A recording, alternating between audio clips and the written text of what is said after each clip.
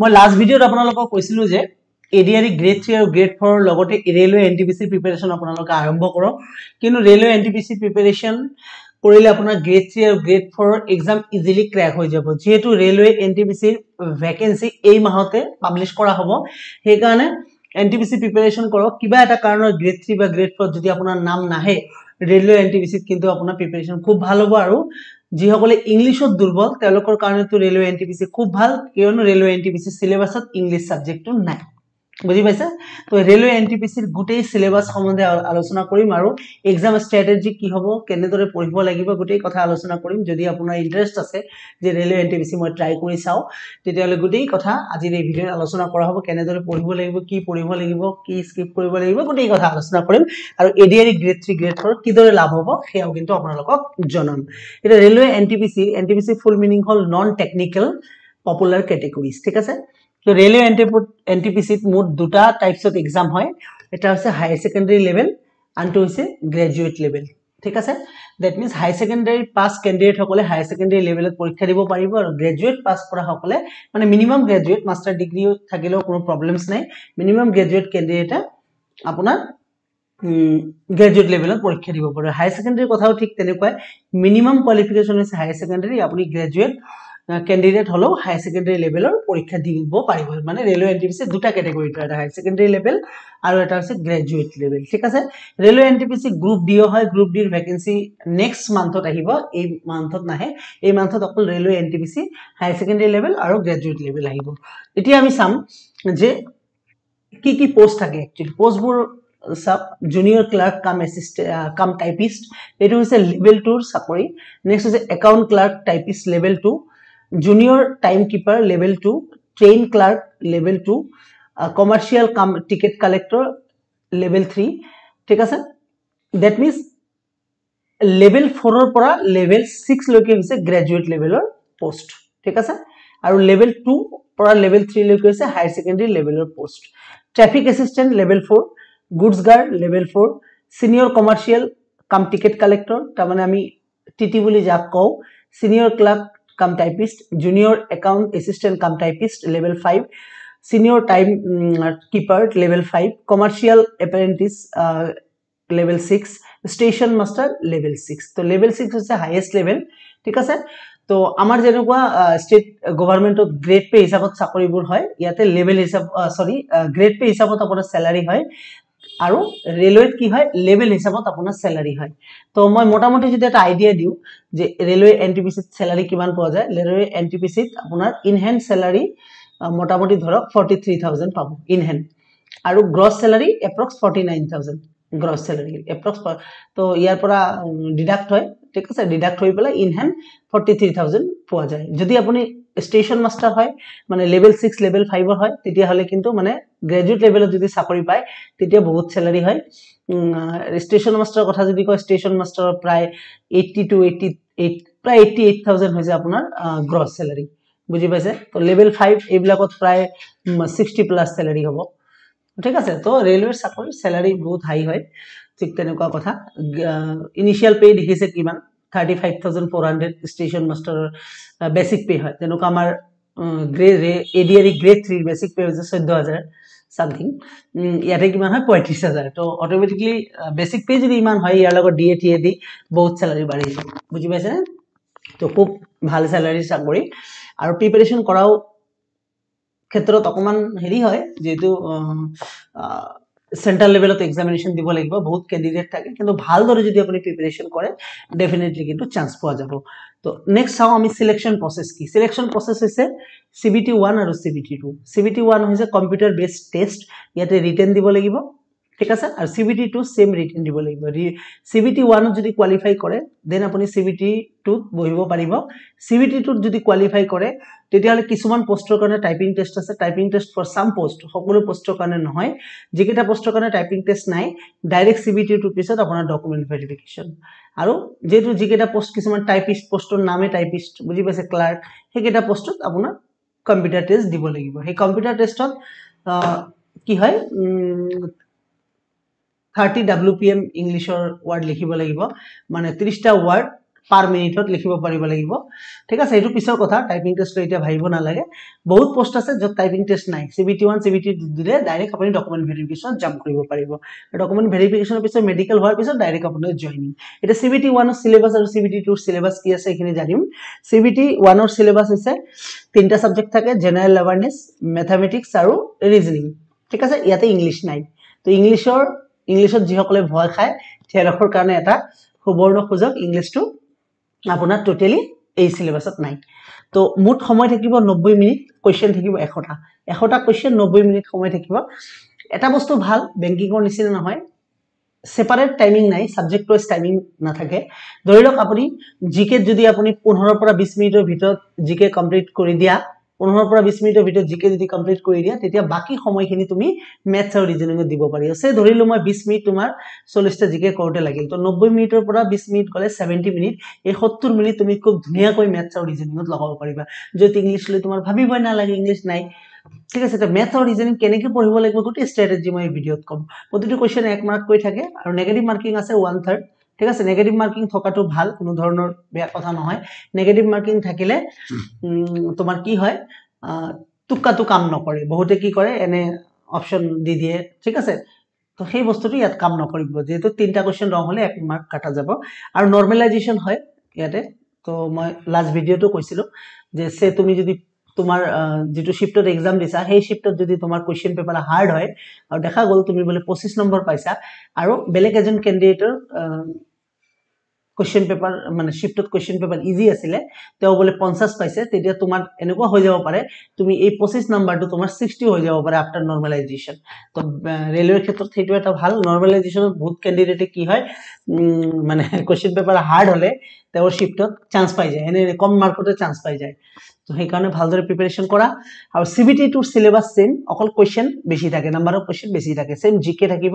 mathematics থাকিব আৰু reasoning থাকিব 35টা থাকিব ৰিজনিং 35টা থাকিব ম্যাথছ আৰু 50টা থাকিব জিকে 120টা কোৱেশ্চন থাকিব সময় 90 মিনিট তো সময়টো অকমান কমাই দিয়ে যেটো CBT 2 বাকি সিলেবাস একে দুবাৰ বেলেগ কৈ পঢ়িব নালাগে ঠিক আছে there will be negative marking of 1/3 এটা কথা হৈছে যে CBT 1 আৰু CBT 2 একেলগে পঢ়িম না আগত CBT 1 পঢ়িম নো CBT 1 আৰু CBT 2 both একেলগে প্ৰিপাৰেচন আৰম্ভ কৰিব লাগিব কিয়নো সিলেবাস তোমাৰ একে ঠিক আছে এটা প্ৰিপাৰেচন কেনেকৈ কৰিম কিন্তু কম মই ঠিক আছে ফাৰ্স্ট আমি জানি লও যে ম্যাথছৰ সিলেবাসটো কি আছে ম্যাথছৰ ভিতৰত কি পঢ়িব লাগিব সব ধুনিয়াকৈ দি দিছে আমাৰ যেনেকৈ এডিআই সিলেবাসত অকল ম্যাথ লিখে ৰিজনিং লিখে জিকে লিখে ম্যাথত কি পঢ়িব লাগিব নিলিখে জিকেত কি পঢ়িব লাগিব নিলিখে ৰিজনিংত কি পঢ়িব লাগিব নিলিখে কিন্তু ইয়াত খুব ধুনিয়াকৈ মেনশন কৰি দিয়ে যে ম্যাথছত কি পঢ়িব লাগিব ইয়াৰ পৰাই কোৱেশ্চনছ আহিব বেলেগৰ পৰা নাহে নাম্বাৰ সিস্টেম পঢ়িব লাগিব ডেসিমেল পঢ়িব লাগিব ফ্ৰেকশনছ পঢ়িব লাগিব লসাগু পঢ়িব লাগিব গসাগু এতিয়া কথা হৈছে এই যে মই কৈছিলো যে এনটিপিসি কৰিলে তোমাৰ গ্ৰেড 3 আৰু গ্ৰেড 4 ত ইজি হৈ যাব এডিআই যেহেতু তুমি ম্যাথছত এডিআই গ্ৰেড 3 গ্ৰেড 4 প্ৰিপাৰেচন কৰোতে নাম্বাৰ সিস্টেম পঢ়া নাই জানো ডেফিনেটলি পঢ়িছা ডেসিমেল মানে ডেসিমেল পঢ়া নাই জানো পঢ়িছা ফ্ৰেকশন ভগ্নাংক পঢ়া নাই জানো এলসিএম এসসি পঢ়া নাই জানো পঢ়িছা ৰেশিও প্ৰপৰচন সব পঢ়িছা পাৰ্সেন্টেজ পঢ়িছা মেনসুৰেশন পঢ়িছা টাইম এন্ড ওয়াৰ্ক পঢ়িছা টাইম ডিসটেন্স পঢ়িছা সিম্পল ইন্টাৰেস্ট কম্পাউন্ড ইন্টাৰেস্ট পঢ়িছা প্ৰফিট এন্ড লস পঢ়িছা এলিমেন্টাৰি এলজেব্ৰা আমাৰ এডিআই ক্লিয়াৰলি মেনশন নাই তাত লিখিছে যে ক্লাস 10 ৰ ম্যাথমেটিক্স থাকিব সো ক্লাস 10 ৰ ম্যাথমেটিক্স এলিমেন্টাৰি এলজেব্ৰা আছে সো আমি এডিআই এলিমেন্টাৰি এলজেব্ৰা পঢ়িব লাগে তো এটো এনটিপিসি ৰ সিলেবাস সো ফিৰ জিওমেট্ৰি আছে আমাৰ এডিআই ট্ৰিগোনোমেট্ৰি হেৰিত আছে কি বুলি কয় এডিআই আছে next elementary statistics specially ADI নাই কিন্তু স্ট্যাটিস্টিক্স এপিডিসিএল ত আছে সো এপিডিসিএল প্ৰিপাৰেচন কাৰণে তোমাৰ কিন্তু এনটিপিসি প্ৰিপাৰেচন লাভ হ'ব বুজি পাইছা তাৰ মানে ইয়াতে হাই লেভেল প্ৰিপাৰেচন হৈ আছে নেক্সট ৰিজনিং এৰ ক্ষেত্ৰত কি পঢ়িব লাগিব এনালজি পঢ়িছা এডিআই তাৰ পিছত কমপ্লিশন অফ নাম্বাৰস পঢ়িছা alphabetical series পঢ়িছা এক্সেলেন্ট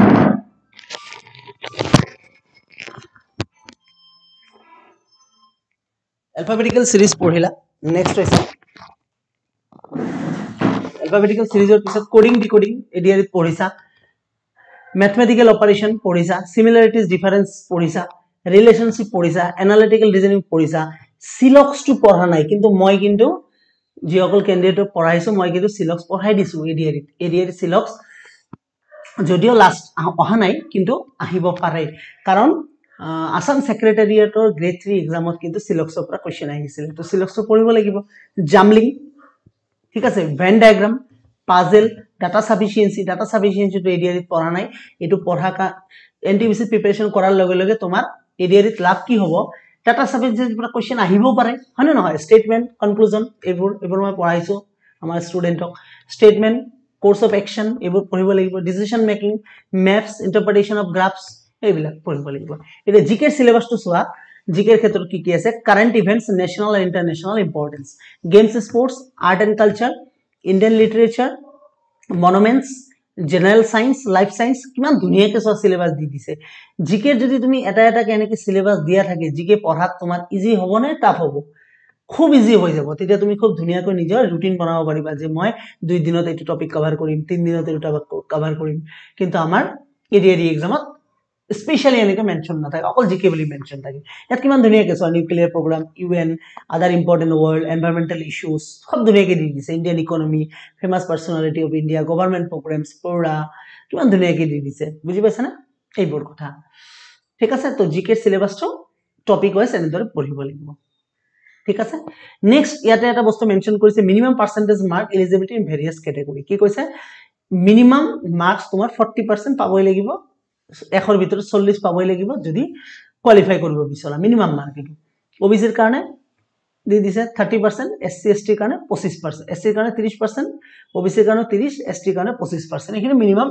পার্সেন্টেজ পাব লাগিব ঠিক আছে আচ্ছা এখানে তোমার আরো একটা কথা মই মেনশন কৰিব পাহিলো এজ লিমিটৰ কথা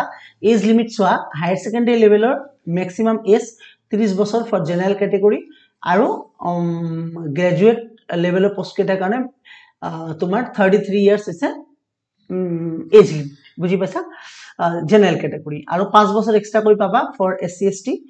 আৰু যদি তুমি ওবিসি হোৱা তেতিয়ালে 3 বছৰ এক্সট্ৰা পাবা এতিয়া কথা হৈছে এটা মাজতে আৰ্টিকেল ওলাইছিলে যে কোভিডৰ পিছত যেহেতু ৰেলৱেৰ কোনো ভ্যাকেন্সি ওলোৱা নাছিলে ৰেলৱে প্ৰিপাৰেচন বহুত দিনৰ পৰা বহুতে কৰি আছে সেই কাৰণে 3 বছৰ এজ লিমিট বঢ়াই দিব মানে হায়াৰ সেকেন্ডাৰী লেভেলৰ কাৰণে ম্যাক্সিমাম এজ লিমিট 33 হ'ব আৰু গ্ৰেজুৱেট লেভেল পোষ্টৰ কাৰণে ম্যাক্সিমাম এজ লিমিট 36 হ'ব ফৰ জেনাৰেল ক্যাটাগৰি ঠিক আছে তো সেইটো কাৰণে ভাল যে সবে প্ৰিপাৰেচন কৰিব পাৰিবা অকমান বয়স হলো কোনো প্ৰবলেম নাই তো হল এখিনি সিলেবাস নেক্সট চোৱা তোমাৰ প্ৰিপাৰেশন স্ট্ৰ্যাটেজি কি হ'ব প্ৰিপাৰেশন স্ট্ৰ্যাটেজি ম্যাথছৰ ক্ষেত্ৰত কি কৰিব লাগিব মেইন হৈছে ৰেলৱে এনটিপিসিৰ ক্ষেত্ৰত শৰ্ট টাইমত তুমি কিমান ম্যাথছ কৰিব পাৰা শৰ্ট টাইম মানে প্ৰতিটো ম্যাথছ 10 সেকেন্ডৰ পৰা 20 সেকেন্ড কৰিব পাৰিব লাগিব যদি তুমি পাৰিছা তেতিয়া তুমি ভাবিবা যে এক প্ৰকাৰ তোমাৰ এনটিপিসি সিলেকশন হোৱাৰ পথত তুমি আগবাঢ়ি গৈছা 10 পৰা 20 সেকেন্ডৰ ভিতৰত আৰু মই ৰেলৱে এনটিপিসি আৰম্ভ কৰিম ইয়াতে ইউটিউবতে তো তাত চাবা মই প্ৰতিটো ম্যাথ 10 পৰা 20 সেকেন্ডৰ ভিতৰত কেনেকৈ শৰ্টকাট কৰাই দিব লাগে সেইবোৰ মই শৰ্টকাটবোৰ আৰম্ভ কৰিম এটা কৰি ঠিক আছে তো সেই কাৰণে ফাৰ্স্ট তোমাৰ যদি এই শর্টকাট জানিব লাগে তেতিয়া ফার্স্ট তুমি শর্টকাট জানিলে কিন্তু আউট হৈ যাবা গোল খাই যাবা তো কোন প্ৰথমে শৰ্টকাট জানিব গলে লেন্দি প্ৰসেসটো ফাৰ্স্ট জানিব লাগিব আৰু লেন্দি প্ৰসেস মিন্স ইয়াৰ ডেপথ নলেজ জানিব লাগিব যোনে ডেপথ নলেজ ডেপথত জানে ম্যাথছ মানে ম্যাথছৰ বেসিক নলেজ যাৰ আছে তেও কিন্তু শৰ্টকাট পাৰিব আৰু যাৰ বেসিক নলেজ নাই তেও কিতেও কিন্তু শৰ্টকাট কৰিব নোৱাৰে এটো মনত ৰাখিবা সো ম্যাথছৰ ক্ষেত্ৰত ফার্স্ট টপিক ওয়াইজ পঢ়িব লাগিব কি কি টপিক দিয়া আছে নেক্সট বেসিক কনসেপ্টটো গ্যাদাৰ কৰিব লাগিব বেসিক কনসেপ্টৰ পিছত আমি কি কৰিম শৰ্টকাট কৰিম ঠিক আছে বেসিক কনসেপ্টৰ পিছত আমি শৰ্টকাট বিলাক আমি জানিম শৰ্টকাটৰ পিছত নেক্সট হৈছে প্ৰ্যাকটিস ইজি টু মডাৰেট লেভেল কোশ্চেনবোৰ প্ৰ্যাকটিস কৰিম আমি কিছুমান ক্ষেত্ৰত কি কৰো মডাৰেট লেভেলবোৰ প্ৰ্যাকটিস কৰো কিন্তু ইজিবোৰ আমি নাজানো যে ম্যাথছৰ ইজি কি হয় কিছুমান এটা মই যদি কোশ্চেন ইয়াতে एग्जांपल দিও সে সাপোজ বহুত স্টুডেন্ট এটো নাজানে যে মিস ফ্র্যাকশনত সে এনেকে যদি কও আমি যেনেকৈ আমি সৰুতে কৈছিল দুই সমস্ত এনেকে 3 ওপৰত বলে 2 আছে এটো আনসার কিমান হ'ব তো এটো সবে জানা 3 3 2 গুণ 6 আর 2 8 মানে 8/3 বুলি কয় এটা মই যদি কোশ্চেন হদু যে মাজত কি আছে তো ম্যাক্সিমাম 99% এ কব যে মাজত মাল্টিপ্লাই আছে মাজত কি আছে মাল্টিপ্লাই আছে সো ইউ উইল রং তুমি রং হৈ যাবা কিয় কারণ মাজত কেতিয়াও ইনটু না থাকে মাজত থাকে +2 + 2/3 বুজি পাইছেন তো এই বেসিক কনসেপ্টটো জান নাই তেও শর্টকাট কেনেকৈ পাৰিব এই বেসিক কনসেপ্টটো জান নাই তো মডাৰেট লেভেল প্ৰ্যাকটিস কৰি আছে কিন্তু এই বেসিক কনসেপ্টটো নাই নথকাৰ কাৰণে বহুত কোশ্চেন ইয়াৰ হাতৰ পৰা আতৰি যাব এক দুটা কোশ্চেন যদি হাতৰ পৰা আতৰি যায় এই এটা দুটা কোশ্চেনে কিন্তু এক্সামত সিলেকশন দিয়ে বুজি পাইছানে দেখা গল 75 কাট অফ গল তুমি 73 পাইছা দুটা ম্যাথছৰ কোশ্চেনৰ কাৰণে আউট হৈ গলা এই দুটা কোশ্চেনে এই নলেজটো এখানে basic concept shortcut practice easy to moderate question practice হোৱাৰ পিছত দেন আমি প্ৰিভিয়াস ইয়াৰ কোশ্চেনত হাত দিম যে ৰেলৱে যিমান এক্সামছ আছে গ্ৰুপ ডি এনটিপিসি জেই আৰপিএফ ৰেলৱে পুলিশ ফোৰ্স ঠিক আছে সব এক্সাম প্ৰ্যাকটিস মানে প্ৰিভিয়াস ইয়াৰ কোশ্চেন প্ৰ্যাকটিস কৰিব লাগিব প্ৰ্যাকটিস হোৱাৰ পিছত তুমি গম পাবা যে কি ধৰণৰ প্ৰশ্ন পৰীক্ষাত আহে আৰু মই কি প্ৰ্যাকটিস কৰিলো কি বস্তু মোৰ ৰৈ গ'ল তেতিয়াহে তুমি হাই level কোশ্চেনত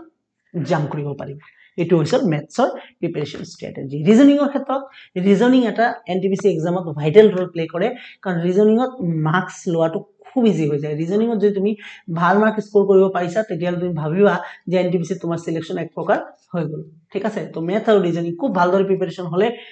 easy NTPC selection point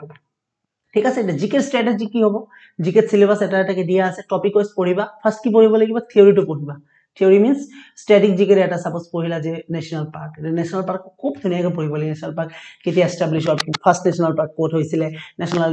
পাৰ্কৰ কাৰণে কোনে প্ৰথম ফাৰ্স্ট অনুমোদন জনাইছিলে এই ডিটেইলস থিওৰিখিনি পঢ়িব লাগিব থিওৰি পঢ়ি মেক নোটস বা প্ৰিপেয়াৰ নোটস প্ৰিপেয়াৰ কৰিব উইদাউট নোটস কোনো কাম নহব মেথ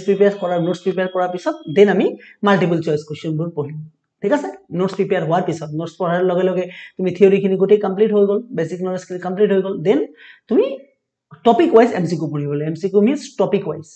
ৰেন্ডম নহয় টপিক ওয়াইজ ঠিক আছে পঢ়িলা এতিয়া প্ৰিভিয়াস ইয়াৰ কোশ্চেনত জাম্প কৰিবা তেতিয়া তুমি গম পাবা যে তোমাৰ পঢ়া আৰু প্ৰিভিয়াস ইয়াৰ কোশ্চেনৰ মাজত কি গ্যাপ ৰৈ গ'ল এই গ্যাপখিনি তুমি ফিল আপ কৰি দিবা ঠিক আছে নেক্সট কাৰেন্ট অ্যাফেয়াৰ্স পঢ়িব লাগিব লাস্ট 1 ইয়াৰ এক বছৰৰ কাৰেন্ট অ্যাফেয়াৰ্স পঢ়িবা 2023 ৰ পৰা 2024 লৈকে কাৰেন্ট অ্যাফেয়াৰ্স পঢ়িব লাগিব গোটেইখিনি এটা বাদ দিব নোৱাৰা যেটো এনটিপিসি এক্সাম ঠিক আছে আৰু এইখিনি পঢ়াৰ লগে লগে এডিআৰই গ্ৰেড 3 4 ৰ কাৰণেও কিন্তু ইজিলি তোমাৰ হৈ গ'ল এটা টপিক ওয়াইজ মক টেস্ট দেন আৰু তুমি মক টেস্ট জাম্প কৰিবা টপিক ওয়াইজ এটা টপিক লৈ মক টেস্ট বহুত পোৱা যায় এনটিপিসিৰ কাৰণে প্ৰবলেম নাই টপিক ওয়াইজ মক টেস্ট আৰম্ভ কৰিবা ঠিক আছে সো অহাকালিৰ পৰা মই ৰেলৱে এনটিপিসি প্ৰিভিয়াস ইয়াৰ কোশ্চেনৰ সিৰিজ আৰম্ভ কৰি আছো যেটো এডিআৰই গ্ৰেড 3 গ্ৰেড 4 ৰ কাৰণে ভেৰি বেনিফিশিয়াল হ'ব ঠিক আছে লগতে তো ৰেলৱে এনটিপিসিৰ কাৰণে বেনিফিশিয়াল হ'বই হ'ব তো এই সিৰিজটো চাবলৈ নাপাহৰিবা তোমালোকে ঠিক আছে ডেফিনেটলি চাবা যিসকলে নতুন আছা চেনেলটো সাবস্ক্ৰাইব কৰি ৰাখি দিয়া এটো আমি সিৰিজ আৰম্ভ কৰিম আৰু যিখিনি মই স্ট্ৰ্যাটেজি দিলো যদি ভাবিছা যে এডিআৰই গ্ৰেড 3 গ্ৰেড 4 জব লাগে এতিয়াও প্ৰিপাৰেচন আৰম্ভ কৰা নাই দেন ৰেলৱে এনটিপিসিৰ কাৰণে প্ৰিপাৰেচন আৰম্ভ কৰা কিবা কাৰণত এডিআৰই গ্ৰেড 3 4 নহলে এটা চান্স এনটিপিসিত থাকিব আৰু এনটিপিসি প্ৰিপাৰেচন কৰাৰ লগে লগে এটো না ভাবিবা যে মই এডিআৰই প্ৰিপাৰেচন মোৰ কিবা অসুবিধা হ'ব একো অসুবিধা নহয় syllabus is almost same except English নাই এনটিপিসিত ইয়াত ইংলিশটো এক্সট্ৰা কৰিব লাগিব ঠিক আছে তো এখিনি আছিল এনটিপিসি এডভাৰটাইজমেন্ট হোৱাৰ লগে লগে মই তোমালোকক জনাম কেনেদৰে প্ৰিপাৰেচন হেৰি কৰিব লাগিব এপ্লাই কৰিব লাগিব মৰতে প্ৰিপাৰেচন অহাকালিৰ পৰা আৰম্ভ কৰা যিসকলে এতিয়াও প্ৰিপাৰেচন আৰম্ভ কৰা নাই যেহেতু এডিআৰই এক্সাম সময় আছে বহুত সেপ্টেম্বৰৰ 29 তাৰিখৰ পৰা ঠিক আছে 29 সেপ্টেম্বৰৰ পৰা অক্টোবৰৰ ভিতৰত মোস্ট প্ৰবাবলি এডিআরই এক্সাম হ'ব লাগে ঠিক আছে তো সময় আছে এতিয়াও 3 মান্থস ভালদৰে প্ৰিপাৰেচন আৰম্ভ কৰা তো থ্যাংক ইউ সো মাচ এভৰিওয়ান